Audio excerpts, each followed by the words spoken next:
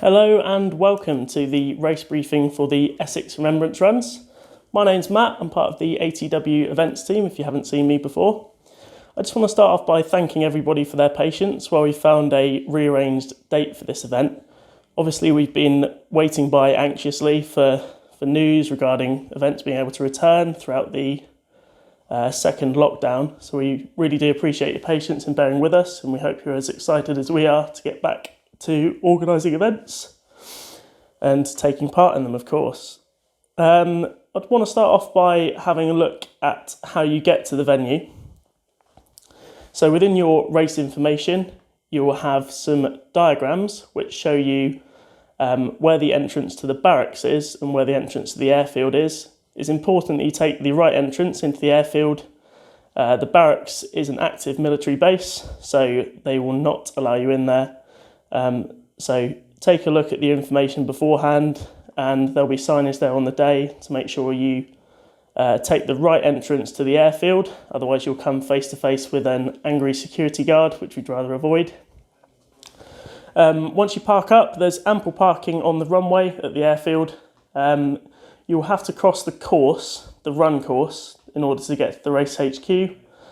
So just be mindful that there may be people running past, especially if you're in one of the later races.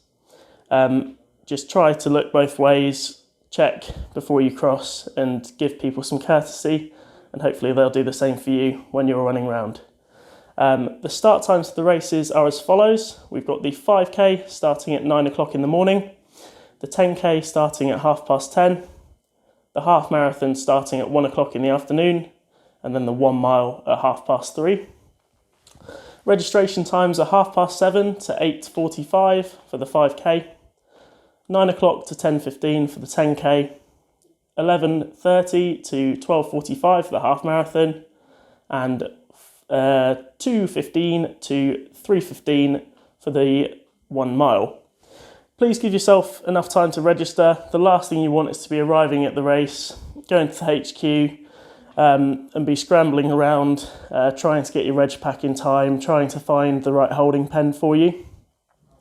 Once you have registered, you'll be able to warm up. There'll be loops provided, and there's ample space at the venue to be warming up. Before your race start, you'll need to make sure you're in your start pen. So these are clearly signed. It'll either be based on your race number or based on the colour of your race number, and that will be clearer towards the time once we know our final entry numbers and we can organise those. Each will be signposted, so these are done so that we can get you into the right order for which you're going to be starting, and make sure that you have plenty of room to socially distance before your race start. Those of you that have ran with us before in coronavirus times will have seen our start system. So you start off fastest to slowest based on the predicted times you gave us when you registered. You start off in waves of 6 on a Formula 1 style start grid. This means you can be 2 metre socially distanced on the start line, and these waves set off in roughly 20-second intervals. By starting fastest to slowest, the overtaking that needs to be done on the course should be minimised, but the course is really wide, loads of space for overtaking, and easy to do in a socially distanced manner. The course itself, we've got a 3-lap half marathon, so each of those laps is 7.0325k, and we've got a 5k lap for the 5k race and the 10k race. Both nice and flat. Obviously, it's a former World War II airfield, so it's a fantastic location for this remembrance run. Traffic free, nice fast running, so it's a great course for a PB, especially if the conditions allow. The course will be clearly marked with barriers, cones, all sorts of things to make sure that you stay on course, and we'll have plenty of marshals out there for you. We've got a fantastic medal for this race when you finish, so I hope you are looking forward to that one. We've done a medal reveal, I think, on Facebook already. If not, we will be doing one shortly. The charity for this race, so we're partnered with a charity called the Felix Fund. It's a bomb disposal charity So what the charity does is they provide support to the army personnel that work in bomb disposal units. Personally, I can only imagine, I can't imagine the sort of stress that comes with that kind of job. I find events stressful enough, so I really, really do encourage you to donate to that charity.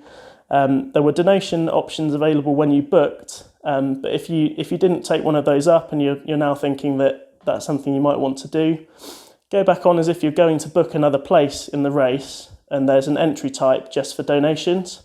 So there's still donations available via there, and we'll have collection buckets there on the day. If you've got any unwanted cash that you're obviously not using too much at the moment, please consider bringing this along and donating. It's a fantastic charity and we really appreciate their support. Carver Barracks have been fantastic in working with us to get this event together. Obviously, it's difficult times to be organising events, and they've really gone above and beyond to help us secure permissions with local authorities, rearranging dates and making things work. So big thank you to them and to the charity who work with them. So please consider supporting. We are going to have some caterers there on the day. So we've got John from Awesome Coffee, who will be providing hot drinks and light refreshments. He's been supporting our open water swim lake all summer. Really, really quality coffees there, guys. So please do give John a visit when you're there. We've also got Trot and Winnie, who'll be providing hot food. We've got breakfast items, gourmet burgers, all sorts of stuff to help you keep warm. It's likely to be a nice cold December day. Finally, from me, if you have any loved ones who would be up for marshalling for us on the day, we would really appreciate it. We do have marshalling slots available still. Marshals will be paid £20 and they'll get a free race entry into any ATW race. If you would like to sign up to that, either drop me an email at matt@activetrainingworld.co.uk, or you can sign up direct via our Racemakers link. So if you go onto the ATW events page, there's a link at the top. There's an image of somebody in a marshal vest directing cyclists at an event.